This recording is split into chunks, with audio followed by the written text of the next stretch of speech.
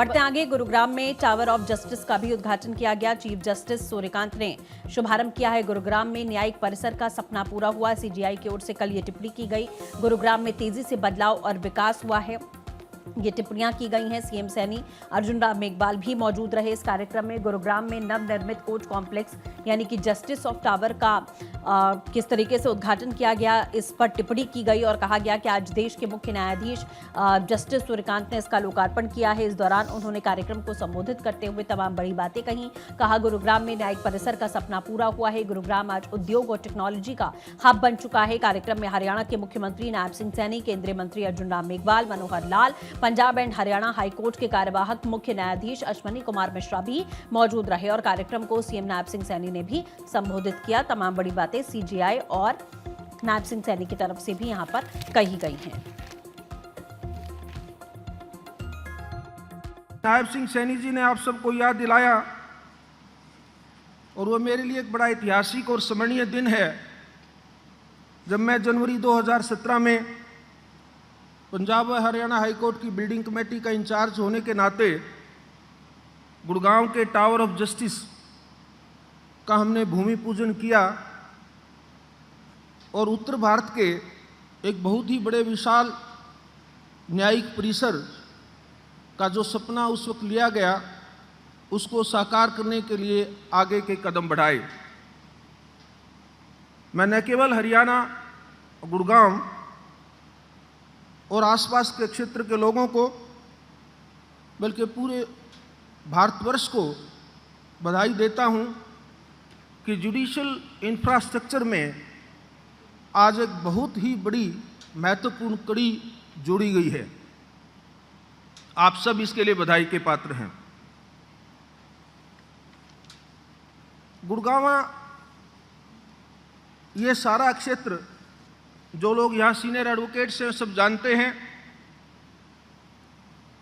शुरू में जब हरियाणा प्रांत बना तो ये मुख्यतः कृषि के लिए एक क्षेत्र जाना जाता था, परंतु धीरे धीरे गुरुग्राम क्षेत्र का विकास हुआ। उद्योग, नवाचार और निवेश का ये प्रमुख केंद्र बना। जिस क्षेत्र में इंडस्ट्रियल और कमर्शियल डेवलपमेंट होता है तो उसके साथ स्वाभाविक है कि वहाँ पे कुछ कॉरपोरेट एंटिटीज भी आ जाएंगी और उसका परिणाम ये है कि देश की जो 500 फॉर्च्यून कंपनी जिनको मानते हैं उनमें से आधे से ज़्यादा कंपनियों के कॉरपोरेट ऑफिसेज गुरुग्राम क्षेत्र में हैं। मुझे बताया गया है कि 1500 से अधिक इंडियन कंपनीज और स्टार्टअप कंपनीज जो नए बिजनेस स्टार्ट होते हैं वो इस क्षेत्र के आसपास यहाँ पर कार्यरत है। जहाँ बिजनेस होता है, जहाँ कमर्शियल डेवलपमेंट होता है, जहाँ इंडस्ट्रियल डेवलपमेंट होता है, वहाँ पर यह भी नेचुरल है कि वहाँ कुछ कमर्शियल डिस्प्यूट्स या दूसरे किस्म के डिस्प्यूट्स भी जन्म लेंगे। ये मानव प्रकृति का एक स्वाभाविक हिस्सा है और इसको हम अनदेखा नहीं कर सकते। तो जहाँ पर अगर कंपनी है, बिजनेस बढ़ेगा, कमर्शियल एक्टिविटीज़ हैं, सब कुछ बढ़ेगा और डिस्प्यूट्स भी बढ़ेंगे, तो उन डिस्प्यूट्स के रेजोल्यूशन के लिए ये हम सब की संविधान के तीनों ऑर्गन्स की जिम्मेवारी बन जाती है कि उन डिस्प्यूट्स को, उन झगड़ों के समाधान के लिए एक महत्वपूर्ण इंफ्रास्ट्रक्चर वहाँ पर क्रिएट किया जाए। आज गुरुग्राम की ये वही पावन धरती, ये केवल भारत की नहीं, ये बल्कि पूरी दुनिया के मानचित्र पर अपनी एक विशिष्ट पहचान इसे बना चुकी है।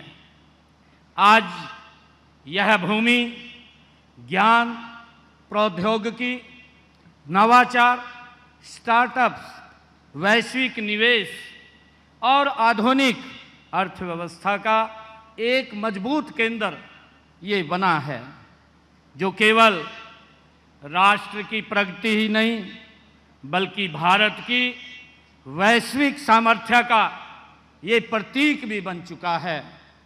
आज उसी विरासत की धरती पर न्याय का यह आधुनिक तीर्थ टावर ऑफ जस्टिस आज राष्ट्र को समर्पित हो रहा है। ये हमारे लिए, गुरुग्राम के लिए, हरियाणा निवासियों के लिए ये एक गर्व का आज अनुभव है।